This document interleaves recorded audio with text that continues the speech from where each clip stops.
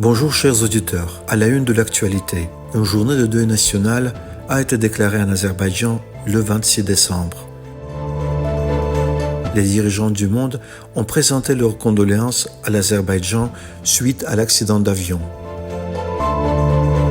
Maintenant, plus de détails. Le 25 décembre, en raison des pertes tragiques en vie humaine causées par le crash de l'avion de passagers Embraer 190, effectuant un vol depuis Bakou vers Grozny, capitale de la République caucasienne russe de Tchétchénie, le 26 décembre a été déclaré jour de deuil en Azerbaïdjan. Le président de la République d'Azerbaïdjan, Ilham Aliyev, a signé un décret à cet égard. L'avion de la compagnie aérienne azerbaïdjanaise effectuant un vol Bakou-Grozny a dévié de sa trajectoire en raison de la détérioration des conditions météorologiques et s'est dirigé vers l'aéroport d'Aktau, au Kazakhstan. Cependant, un accident s'est produit lors de l'atterrissage. Le président Ilham Aliyev l'a déclaré lors d'une réunion concernant l'accident d'avion. Le 25 décembre, sur décret du président Ilham Aliyev, une commission d'État a été créée pour enquêter sur les causes de l'accident. Selon le service de presse du cabinet des ministres, le président de la commission, Ali Assadov, a déclaré que le président Ilham Aliyev avait pris l'enquête sous son contrôle personnel. La commission d'État a examiné plusieurs questions urgentes, notamment la fourniture de l'assistance nécessaire aux blessés.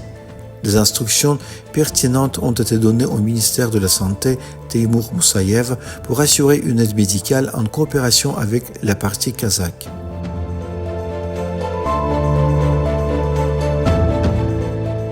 Il a été rapporté que le bureau du procureur général de la République d'Azerbaïdjan enquête sur les causes de l'accident en collaboration avec ses homologues kazakhs et a ouvert une procédure pénale.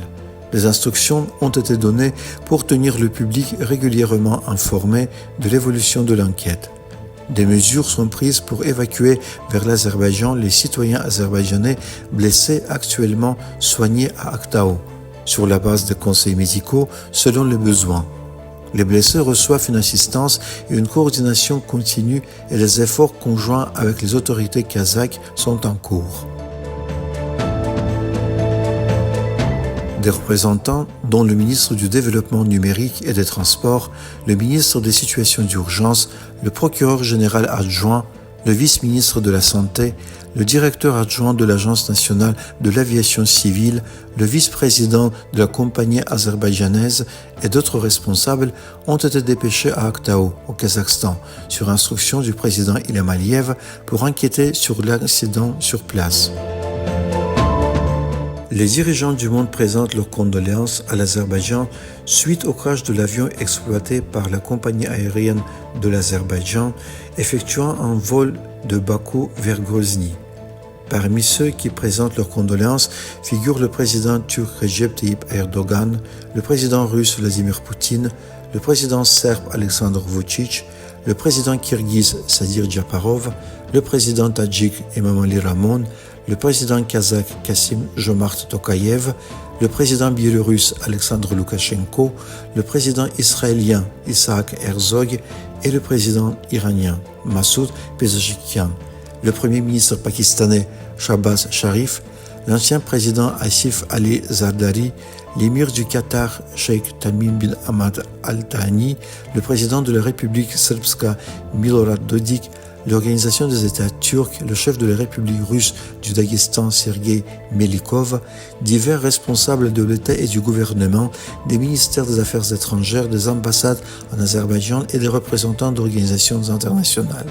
Ils ont exprimé leurs condoléances aux familles et aux proches des personnes décédées et ont souhaité un prompt rétablissement aux blessés.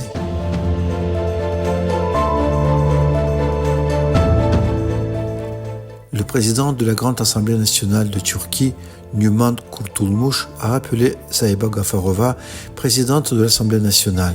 Selon le département de presse et des relations publiques du Milli Majlis, Numan Kurtulmuş a présenté ses condoléances au président, aux familles et aux proches de ceux qui ont perdu la vie dans l'accident. Il a souhaité un prompt rétablissement aux blessés. Chers auditeurs, merci d'avoir suivi l'actualité à la radio internationale.